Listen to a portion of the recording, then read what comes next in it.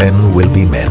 Seagram's Imperial Blue Super Hits Music CDs. ഈ men will be men എന്ന പരസ്യം ഒരുപാട് തവണ നമ്മൾ കണ്ടിട്ടുണ്ടായിരിക്കും. എന്നാൽ ആക്ച്വലി ഇത് ഏത് പ്രൊഡക്റ്റിനെ പ്രൊമോട്ട് ചെയ്യാൻ വേണ്ടിയിട്ടുള്ള പരസ്യമാണെന്ന് ശ്രദ്ധിച്ചിട്ടുണ്ടോ? അവർ പറയുന്നത് സിയാഗ്രാംസ് മ്യൂസിക് സീരീസ് മ്യൂസിക് കമ്പനി അതിനെ പ്രൊമോട്ട് ചെയ്യാനുള്ള പരസ്യമാണെന്നാണ്. എന്നാൽ ആക്ച്വലി ഇത് അതിനെ പ്രൊമോട്ട് ചെയ്യാനുള്ളതല്ല.